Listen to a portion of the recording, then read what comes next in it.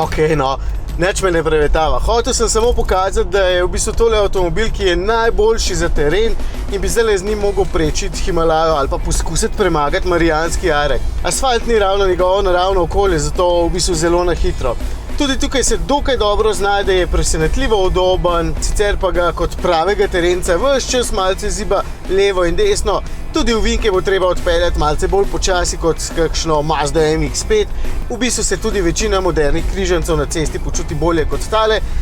In zato je tole zadnji kader, ko Wrangler vidite na asfaltu.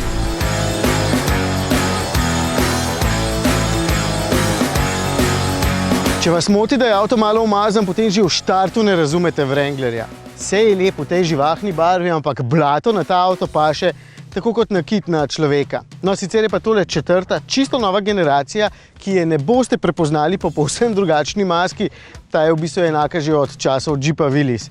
Bolj ostro oko bo dejansko opazila od drugačne luči, spredaj in zadaj, in pa zadnja guma, tista na prtljažnih vratih, je sedaj nameščena nižje, zato da ne ovira pogleda nazaj. No, itak pa pomaga še vzvratna kamera.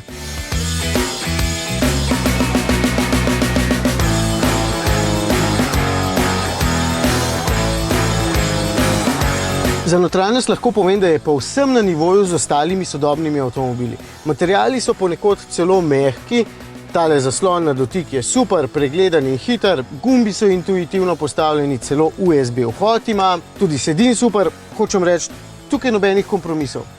Še več, v katerem avtu lahko naredite tole? Tole? No, pa tole.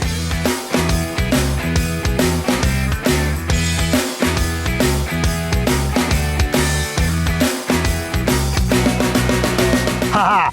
Samo dež vas ne sme dobiti. Pravi, da je sicer polovica notranjosti pralna, ampak najbrž vi niste. Ampak je super, a ni? Po eni strani je Wrangler lahko klasičen terenec, lahko pa tak odprt, pripihajoč plažni stroj. Oziroma za v Saharo se piše Sahara gor.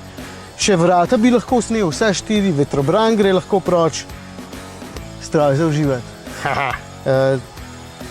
Dajmo zdaj nazaj, no, da ne bo se prašen. Duh novodobnosti je poskrbel, da je motor prostorninsko manjši. Tamle spredaj je zdaj 2,2 litrski turbodizel s 147 kW moči oziroma z 200 konjički. 450 Nm navora, kot lahko vidite, poskrbi, da je povsem živahen in v takšne hude klance leza kot kakšna kozica. Tudi na navadni cesti nima čisto nobenih težav. V bistvu je zelo fajn motor, če vprašate mene. Malce bolj robusten, porabi pa okrog 10 litrov. Tisto, kar Wranglerja dela enega najbolj markantnih terenskih strojev na svetu, so njegove plezalne vrline. Od tal je oddaljen 25 cm in pol, vstopni kot je 36,4 stopinje in izstopni skoraj 31 stopinj.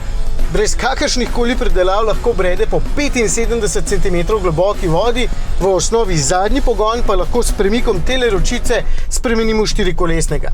Potem pa, na voljo je klasični štirikolesni pogon in tudi reduktor, ki seveda razpolovi prestavna razmerja, v bistvu pa še istočasno izključi sistem za zdrs koles. Evo ga. No, po kakšnih hudih klancih pomaga še sistem za vzdrževanje nizke hitrosti, se pravi pomočnik za spuščanje po klancu navzdol. Če vam tudi to ni dovolj, potem lahko izberete različico Rubicon. Ta ima še spredaj in zadaj zaporo diferenciala in v bistvu elektronsko lahko izklopite še sprednji stabilizator, da imajo potem sprednje gume res ogromen hod. No, ampak v vsakem primeru, že v tem tukaj bodo šibka točka vsega skupaj najprej pneumatike, tako da če se boste spuščani na kakšne hude terene, najprej poskrbite za ta prave gume. Sicer vam vsi teli terenski sistemi ne bodo kaj dosti pomagali.